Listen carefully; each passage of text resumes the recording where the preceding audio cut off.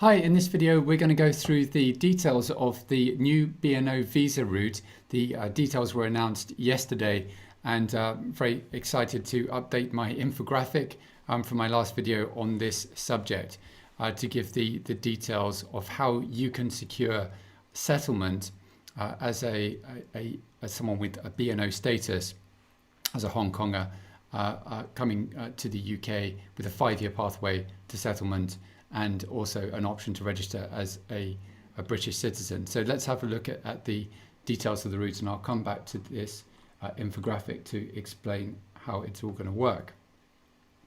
So I'm just going to go through the policy statement and highlight the salient parts you better bear in mind.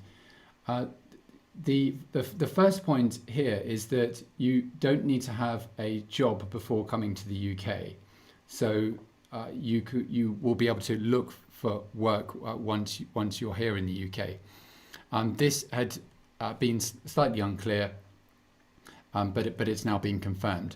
Now, what's not clear from the policy statement yet is whether you will need subsequently to get work to qualify for an extension. My reading of it now is you probably won't need to do that, but there is a question of what conditions that will apply at the point that you come to settle.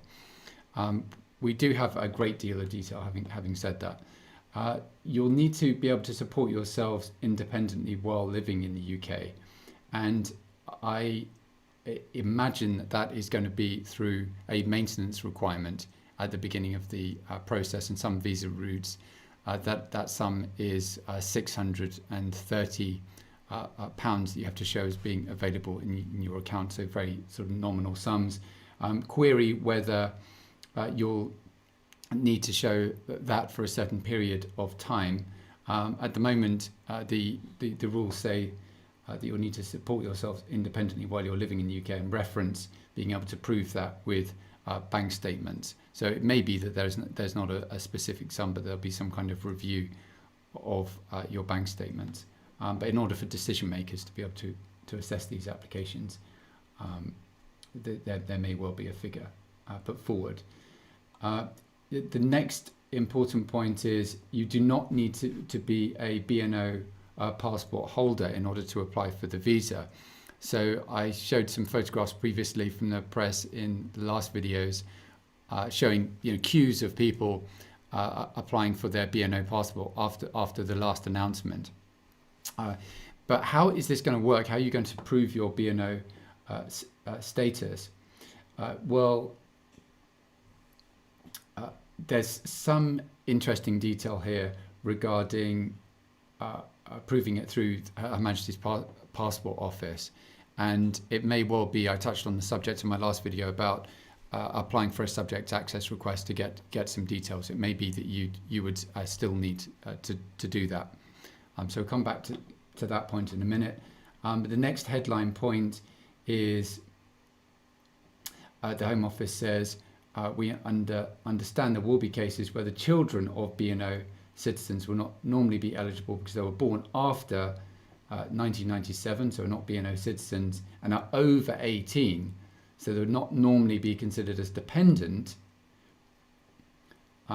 Therefore, in compelling and compassionate circumstances, we will use discretion to grant a visa to the children of BNO citizens who fall into this category and who are still dependent. So this is very interesting, and we see examples of this, say, in the context of European law. But I've just put in the diagram, and we'll come back to this, the position of, say, not only minor children, but also children over the age of 18, perhaps, who are studying and who would be coming to the UK, perhaps at university stage, but they're still financially dependent on you. So it's really encouraging to see some flexibility around that. So moving on from the main statement then, the next point is the UK government will change the position by giving those who are registered as a BNO citizen the opportunity to apply for a visa, which will enable them to come to the UK with the view to settling here permanently and then applying to become British citizens if they so wish. So that's the just description of the general position. After 5 years in the UK, provided they have stayed free of criminality and have supported themselves financially and have otherwise complied with the terms of the visa, then they'll be able to apply for settled status. And so my prediction on this was right in that I thought that given the number of applicants, they would introduce a simple, or seek to introduce a simple application process, just like the one available to EU citizens living in the UK, where you apply for settled status through an app rather than doing a paper application. So it looks like this is going to be available as a straightforward app where you can apply and you'll secure what they are referring to as settled status. In this context, I think all of these terms can be used interchangeably: a permanent residence, indefinite leave to remain, and settled status. Although there's important differences between those terms in European law, they don't really apply here. As for the details of the scheme, so applicants and dependents must be ordinarily resident in Hong Kong, which includes those currently in the UK but who are ordinarily resident in Hong Kong. So it's good that it's going to include people currently in the UK, and this I think is a very important point, in that you can come to the UK now or very soon on your visitor permission with your that's if you have your BNO passport, and then you'd be able to switch in country. Now, I was speaking with a Hong Konger earlier today who'd actually been in the UK for 6 months, a bit longer than 6 months, because she'd got a COVID extension, so up to 31st of July. So for her, she would now need to return. But for people who are looking to come to the UK from Hong Kong now, then the rules would allow you to come initially on your visitor permission on your BNO passport, and then switch, which is very encouraging. You must be able to demonstrate your ability to accommodate and support yourself in the UK for at least 6 months. You must demonstrate a commitment to learn English in the UK where appropriate, but on entry there will be no English language requirement. But applicants will require a good knowledge of the English language if they choose later to make an application for settled status, indefinite leave to remain, after 5 years. So again, that's encouraging to see.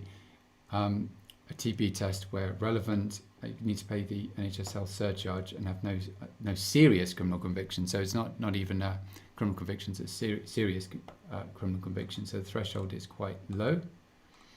As for your conditions and entitlements,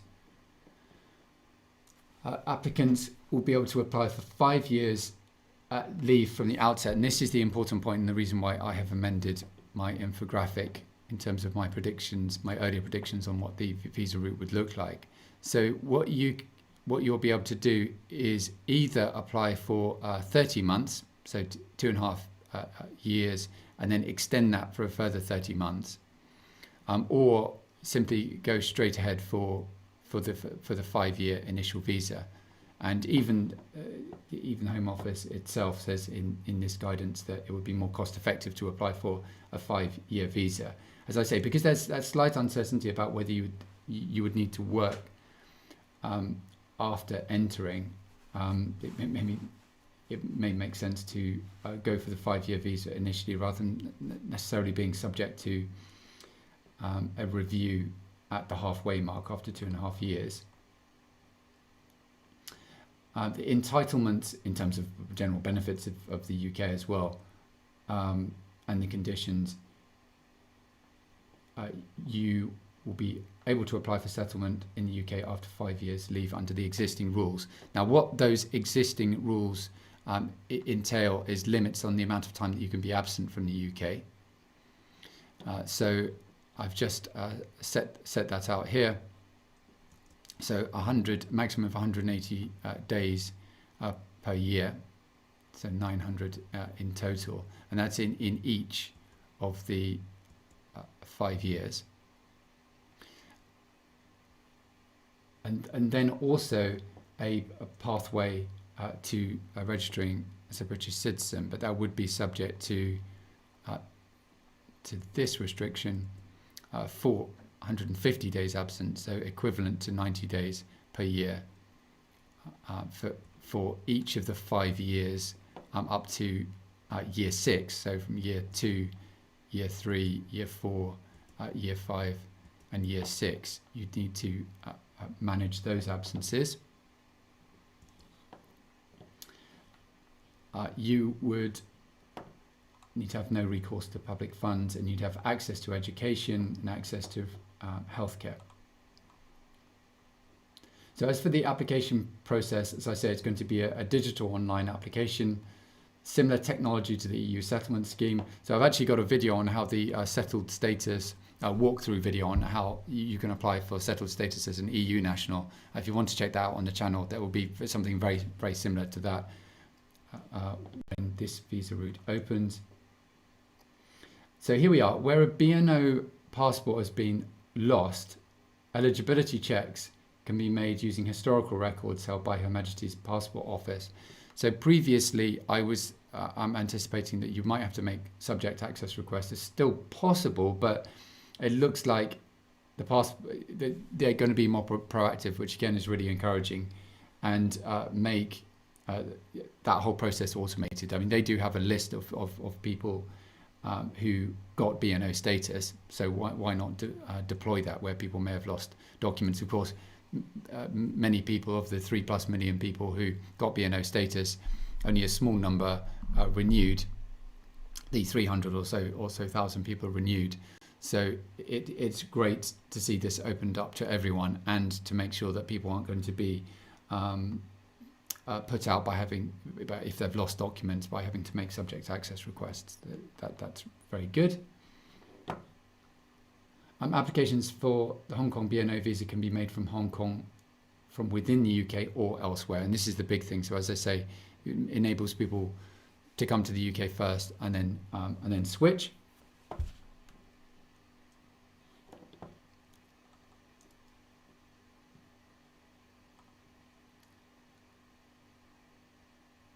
So the other important point here on the introduction of the visa, no need to apply for a BNO passport. BNO citizens in the UK, so it says BNO citizens already in the UK on another form of leave will be able to apply and switch to the Hong Kong BNO visa from within the UK from January. BNO citizens already in the UK whose leave is due to expire before the Hong Kong BNO visa is available should look to extend their leave in line with the rules of their existing route and then apply for the Hong Kong BNO visa. So as I say, the restriction is if you're already here here in the UK as a BNO and you're coming up to the end of your 6 months, and there's not really any provision to extend. But if you have another form of leave, then you can apply to extend. So the lady I was speaking to this morning, for example, it was possible for her to make a spousal visa application because she was married to a British national. And due to these special COVID provisions that are in place at the moment, if she was to do that before July the 31st, then she could apply in country and wait for that application to be determined. But that's a relatively exceptional scenario. If you do want to speak with me to check what the position is with your personal circumstances, I'm happy to speak with you. I have a consultation service. You can get in touch with me on the details below. Next point, arrival at the border. We recognise there may be a small number of BNO citizens who nonetheless wish to travel sooner. In these exceptional circumstances, border force officers will be able to consider granting leave outside of the rules for a period of 6 months to BNO citizens and their accompanying dependents at the UK border if they do not satisfy the border force. They're eligible for entry under another visa route. So you can apply for leave outside of the rules. I mean, in theory, that could apply to you if you're actually already in the UK, but I think that, I mean, this is talking about people who are applying from abroad. So there may be circumstances, it's not quite clear exactly what scenario they have in mind here. But as for the criteria, they'd need to have BNO status, be ordinarily resident in Hong Kong, have evidence of dependents' family links to the main applicant, and the ability to accommodate and support themselves for an initial period in the UK, and again have no serious criminal convictions. So I imagine such applications will be rare unless the situation deteriorates significantly in Hong Kong. If you do want to make such an application, I'd be happy to talk about it with you. And then as for the customer journey or your journey as an applicant through the process, you'd plan to come and have proof of your residence in Hong Kong, bank statement showing you're able to maintain yourself.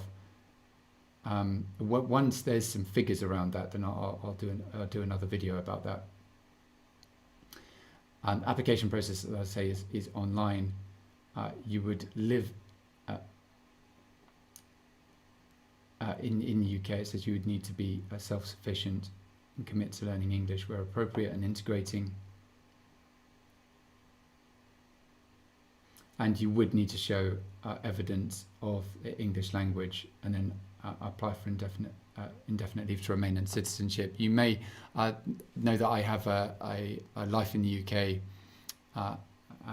UK test course on YouTube, completely free, which you can check out if you want to prepare for that. So I hope that was a helpful review. We now do have a good deal of detail. It's great to see that over 18s in some limited circumstances may be able to come in. It's great to see that you can go ahead and just apply for the 5-year visa term. So very positive development. Feel free to touch base with me on the contact details below. And subscribe and click the notification bell for future updates. Thanks for watching, stay safe, and see you in the next video.